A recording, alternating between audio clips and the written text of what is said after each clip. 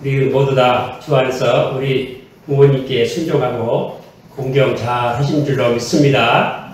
그렇기 때문에 하나님께서 우리 다 잘되게 해주시고 땅에서 장수하는 복을 내려 주실 줄로 믿습니다.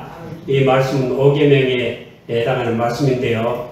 10계명의 제5계명입니다. 10계명은 출애굽기 20장과 신명기 5장에 있죠. 출애굽기와 신명기 차이는 뭐냐면, 출애굽기는 그 시내산에서 율법을 받으실 때 율법을 하나님 주셨는데, 그 특별히 안식일에 대해서 말씀하실 때 창조에 비춰서 말씀을 하십니다. 그러나 이 신명기에는 애굽 땅에서 구원하신 일에 비춰서 말씀을 하십니다. 자, 그런데 출애굽기나 신명기, 출애굽기 20장이나 신명기 5장에 보면은 내 부모를 공경하라 했는데, 오늘 본문 말씀은 자녀들아 내 부모를 순종하라, 이것이 옳으니라. 공경하라가 아니고 순종하라 하라고 이렇게 나오기 시작을 합니다. 물론 2절에 공경하라가 나옵니다. 왜 순종하라부터 하셨을까? 그것은, 순종하는 것은 공경의 증거이기 때문이라고 칼빈이 그렇게 설명을 했대요. 부모를 공경하는 사람은 반드시 순종을 하게 될 것입니다. 그리고 이 성경 말씀에 여러 군데 부모 순종에 대한 말씀이 나옵니다. 오늘 우리가 교동문에서 보시다시피 여러 군데 부모에게 효도할 것을 성경은 가르치고 있습니다. 특별히 잠언에도 몇 구절을 보면은 잠언 6장 10절로 21절에 내 아들아 내 아비의 명령을 지키며 내 어미의 법을 떠나지 말고 그것을 항상 내 마음에 새기며 내 목에 매라 말씀하고, 또 잠언 10장 1절에도 솔로몬의 잠언이라 지혜로운 아들은 아비로 기쁘게 하거니와 미련한 아들은 어미의 근심이니라. 또 15장 20절에 지혜로운 아들은 아비를 즐겁게 하여도 미련한 자는 어미를 업신여기느니라. 또 잠언 20장 25절에 내 부모를 즐겁게 하며 내 낳은 어미를 기쁘게 하라 하고 말씀하고 있습니다. 우리 모두 다 부모님을 즐겁게 해드리고 기쁘게 해드리는 그런 효녀인 줄로 믿습니다. 그리고 성경에는 효도에 대한 여러 가지 모범도 보여주고 있죠. 우리가 잘 아는 바와 같이 이삭도 한번 생각해 볼 수 있습니다. 이삭은 이렇게 아버지가, 이삭이 다 컸는데 굉장한 사랑을 받았겠죠. 100살에 낳은 아들이니까 얼마나 사랑했겠어요. 근데 하나님께서 이삭을 제물로 바치라 하고 이런 아주 무서운 명령을 내렸어요. 머리산에 3일길 걸어가가지고 제물로 칼로 각을 떠가지고 불에 태워서 바치라고 말씀하신 거예요. 참 잔인하게 짝이 없는 것 같죠? 하나님 시험이었어요. 그때 3일길 가가지고 아브라함이 100살이 넘은 할아버지죠. 이삭은 한참 이제 한 16살 됐을 때 같아요. 밧줄로 묶어가지고 죽이려고 하는데 가만 참고 있는 거예요. 아버지가 그렇게 하라고. 죽음을 각오하고 있는 거예요. 이것이 효심이 아니면 무엇이겠어요? 주 안에서 그렇게 순종을 하는 거죠. 이게 효도에 하는 모범이고, 또 요셉도 그랬죠. 요셉도 항상 아버지의 그 사랑을 받는 그 아들이었어요. 12아들 중에서 특별히 요셉을 사랑했죠. 아버지의 사랑을 받는다는 그 자체가, 그거 자체가 효도예요. 그래서 때때 옷을, 좋은 옷을 입히고, 항상 현들의 잘못을 고백을 했죠. 근데 이 요셉은 정직했다기보다도 오히려 진실했다고 말해야 돼요. 사실 그대로를 말한 거죠. 그런 것들이 아버지를 기쁘게 해드리고 하나의 효도였어요. 그리고 또한 제 생각에는 그래요. 성경에 제일 나이 많은 사람 무드셀라죠. 969세까지 살았는데 이 성경 말씀에 비추어 보면은 무드셀라도 틀림없이 효자였을 것이다. 무드셀라 아버지가 누구지요? 에녹이에요. 에녹이 어떻게 됐죠? 300년간 이 하나님과 동행을 하다가 죽지 않고 하늘로 승천에 올라갔죠. 이 성경에 승천한 사람, 죽지 않고 승천한 사람 누구 있죠? 응? 이 에녹이 있고 또 누가 그랬어요? 엘리야가 그랬죠. 하여튼 이 죽지 않고 승천을 했다. 그만큼 그 가정의 아버지를 잘 보살폈을 것이다. 제 생각이에요. 그런 생각이 듭니다. 그리고 우리 예수님은 효자예요, 아니에요? 예수님께서 그 공생에 시작하시기 전에 그 나사렛에서 30여 년간 이렇게 사시면서 누가복음 2장 51절을 보면 나사렛에서 이 순종하여 받으시더라 그 말씀하여 부모님께 순종을 하고 잘 받들었다. 한마디로 효도했다. 그리고 죽으실 때도 어머니를 사랑하는 제자에게 부탁했죠. 여자의 보소서 아들이니이다. 그러시고 보라 내 어머니라 그 제자에게 그렇게 말씀하셔서 그때로부터 그 제자가 그 어머니를 모셨다 그러죠. 이렇게 효도의 보를 보여주고 있습니다. 근데 오늘 본문 말씀에 자녀들아 내 부모에게 순종하라. 내 부모를 주 안에서 순종하라. 이것이 어른이라. 근데 이 이유가 주 안에서 순종하라는 이 이유가 어른이라요. 어른이라. 옳기 때문이다. 이것은 하나의 기초 원리를 말하는 거예요. 그 기초 원리란 뭐냐면 모든 논쟁의 그 마지막 끝을 기초 원리라고 해요. 기초 원리에 가면은 더 이상 논쟁을 할 수가 없어요. 그 기초 원리 중에 제가 항상 말씀드린 바와 같이 두 점 사이에 가장 가까운 거리는 직선이다. 두 점이 있잖아요. 가장 가까운 거리는 직선이지. 다른 길일 수 없잖아요. 그것에 대해서 왜 그것이 가장 가깝냐? 따질 수 없어요. 이런 것을 기초 원리라고 해요. 응? 여자가 아이를 낳으면 어머니다. 그러면 끝이지 뭐 다른 이유가 없잖아요. 누가 나를 따귀를 때리니까 아프다. 왜 아파? 때렸으니까 아프다. 그 사람 뭘 따져요? 마지막 이것을 기초 원리라고 해요. 그래서 이 부모에게 효도하는 것이 옳다. 순종하는 것이 옳다. 그것은 기초 원리다. 그런 뜻이에요. 근데 제가 옛날에 신학교에서 강의할 때 중국에서 유학으로 온 학생이 기숙사에 있었는데 강의 시간에 나한테 질문하는 것도 아니고 혼자서 그래요. 도대체 도덕이 뭘까? 도덕이 알면 더 잘할 건데 도덕이 뭘까? 혼자서 자꾸 그러는 거예요. 그때 저도 확실히 답을 몰라가지고 이 정의를 못 내려가지고 대답을 못 해줬어요. 그런데 다른 책들을 읽어봐도 공부를 해봐도 도덕을 뭐라고 이렇게 정의를 내려야 할지를 잘 모르겠어요. 한번 자다가 혼자 생각하는데 도덕이 뭘까 생각을 하는데 갑자기 이것이 도덕이다 하는 느낌이 탁 떠올랐어요.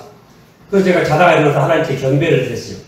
여러분 심오한 진리를 깨달으면 하나님께 그냥 경배가 되는 거예요. 진정한 이것이 예배라고 생각을 해요. 그런데 그게 뭐라고 깨달아졌냐 하면 도덕이란 하나님께서 사람을 창조하실 때 자기 형상을 따라서 사람 본성의 소질에 심어주신 자연율이다. 이것이 도덕이다. 그런 내 나름대로의 정의를 내렸어요.